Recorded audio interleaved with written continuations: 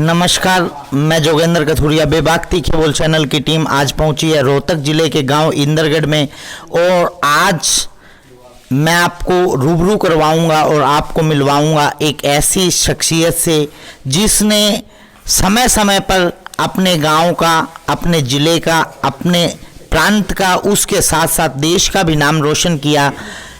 कुमारी शिक्षा, जिसने ना जाने कितने मेडल जीते, कितनी बार अपने प्रांत का नाम रोशन किया, अपने माता पिता का नाम रोशन किया और आज भी यहाँ गरीबी से लाचार। अभी सरकार की तरफ से कुछ आश्वासन मिले हैं। अभी यहाँ पर इनेलो के सर्वे सर्वा अभय सिंह चौटाला जी आए थे इनके निवास स्थान पर। क्या आश्वासन दे के गए हैं और सरकार की तरफ से क्या आश्वासन और क्या मदद मिली है, आइए जानते हैं।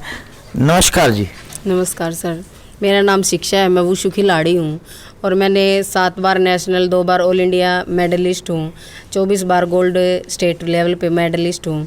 और अभी मेरे पास अभय चौटाला जी आए थे। उन्होंने मेरे को कहा है कि आपके अकाउंट में पहले 10,000 रुपये डाले थे, जिससे आपकी प्रैक्टिस वगैरह हो सकेगी, आपकी डाइट का खर्चा चल सकेगा। और 5 लाख रुपए मेरे किरण रिजिजू जी, जो हमारे मंत्री हैं, उन्होंने मेरे को दिए हैं। खेल मंत्री हैं, उन्होंने 5 लाख रुपए मेरे अकाउंट में डाले हैं, जिससे जो मेरा घर था वो मेरा गिरवी पे रखा हुआ है। अब जो उन्होंने बोला था कि गुड़िया आप पैसों हम आपके अकाउंट में डाल रहे हैं तो आप पैसों का करोगे क्या। तो मैंने उनको कहा सर, मेरे माता पिता ने मेरे को 10 साल 12 साल हो गए मेरे को खेलते हुए, इतना पैसा मेरे पे लगवाया है, भाई घर है उसको गिरवी रखा है, पहले मैं घर छुटवाऊंगी सर। तो उन्होंने बोला दूसरी बात बेटा, मैं कहा सर मैं देश के लिए गोल्ड लाऊंगी और इतनी मेहनत करूंगी कि मैं देश का नाम रोशन कर सकूंगी। अच्छा, एक आपको इस मुकाम तक पहुंचने के लिए किस कोच के द्वारा, कहां से, परिवार की क्या सपोर्ट मिली है जो आप इस मुकाम तक पहुंचे हो? सर मैं 9th क्लास में चांदी गांव में पढ़ती थी। वहाँ विजय कोच था जो वाल्मीकि समाज से है, उन्होंने मेरी मेहनत करवाई। वहाँ पे मेरी प्रिंसिपल थी, उन्होंने वहाँ पे टूर्नामेंट करवाए। तो उन्होंने बोला कि मेरी फ़ाइट हुई वहाँ पे, मेरा वहाँ पे गोल्ड मेडल आया। तो मैम ने बोला कि ये लड़की आगे तक जाएगी। तब से मैंने मेरी प्रैक्टिस शुरू की। फिर मैं स्टेट लेवल तक गई, नेशनल लेवल तक की, वहाँ भी मेडल मैंने प्राप्त किए। तो तब से मैं कंटिन्यू मेडल प्राप्त करती आ रही हूँ। और फिर यहाँ मेरी 12th होने के बाद फिर मैं रोहतक गई। वहाँ पे प्रमोद कटारिया कोच हैं जो CRPF में हैं, वो भी 3 साल से मेरी लगातार मेहनत करवा रहे हैं बहुत ज़्यादा। उन्होंने मेरे को इतनी मेहनत करवाई कि मैं 2 बार कंटिन्यू लगातार ऑल इंडिया में सिल्वर मेडल प्राप्त किए हैं। अच्छा शिक्षा, एक और बात कि ऐसे क्या हालात रहे, आप खेल में इतना ऊंचा स्तर पाते जा रहे थे, फिर भी घर जो यहाँ पर गरीबी और लाचारी थी वो दूर क्यों नहीं हो पा रही थी? क्यों सरकार आपकी मदद नहीं कर रही थी? क्यों आपकी सुनवाई नहीं हो रही थी? सर मैं वहाँ पे फॉर्म अप्लाई करने गई थी, जो गेम की स्कॉलरशिप वगैरह मिलती है, तो उन्होंने मेरा फॉर्म रिजेक्ट कर दिए सर। नहीं मेरे को कुछ उन्होंने रीज़न बताया। एक बार मेरे 50,000 रुपये आए, वो भी उन्होंने रिजेक्ट कर दिए। 30,000 रुपये आए, वो भी रिजेक्ट कर दिए। मैंने उनसे पूछा कि सर कितने मेरे रिजेक्ट फॉर्म क्यों कर रहे हो? तो वो बोले कि आपको खेल मंत्री के पास जाना पड़ेगा। तो इतनी इनकम थी नहीं सर कि मैं वहाँ तक जा सकूँ, क्योंकि मम्मी पापा लाचार हैं, ये कुछ कर नहीं पा रहे। इनका पेटी मैं ही भर रही सर। भाई हैं वो अलग है सर, मेरे मम्मी पापा मैं वो अलग हैं।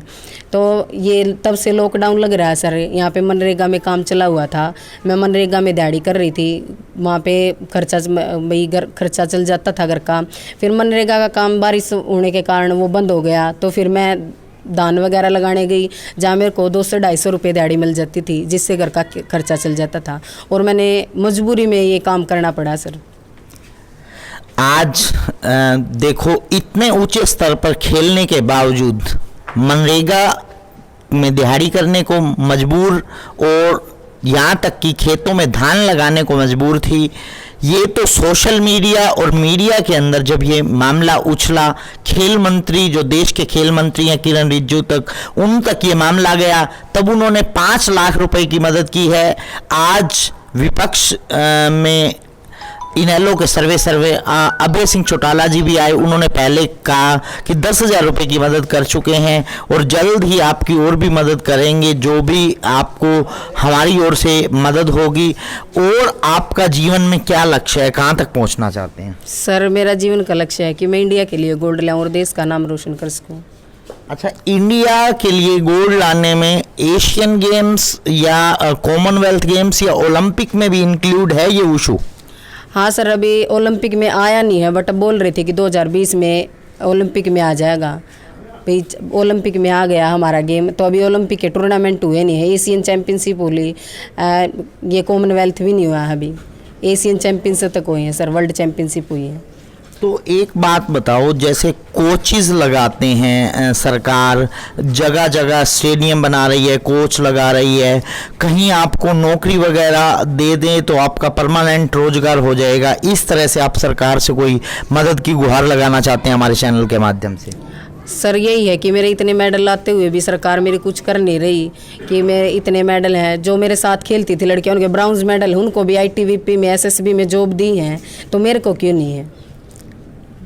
चलो, अभी हम इंदरगढ़ में थे और यहाँ पर हमने शिक्षा से बात की, जो देश के लिए और प्रांत के लिए इतने मेडल ला चुकी है, और आज भी बेरोजगारी की स्थिति, लाचारी की स्थिति गांव इंदरगढ़ में शिक्षा और शिक्षा के परिवार को झेलनी पड़ रही है।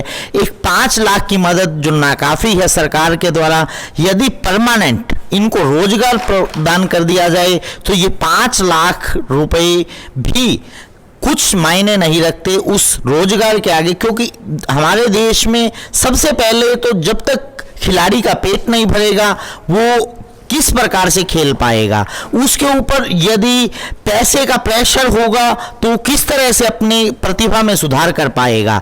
आज ये स्थिति केवल शिक्षा की नहीं है, पूरे देश में अनेकों ऐसे खिलाड़ी हैं जो सुविधाएं ना मिलने के कारण, पैसे की कमी के कारण देश के लिए मेडल नहीं ला पाते।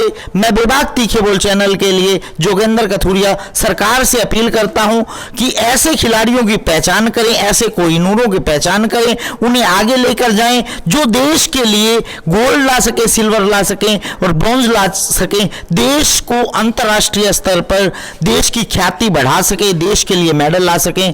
मैं जोगेंद्र कथुरिया। हर खबर और नई वीडियोस देखने के लिए फेसबुक पर लाइक, इंस्टा पर फॉलो और यूट्यूब पर करें सब्सक्राइब।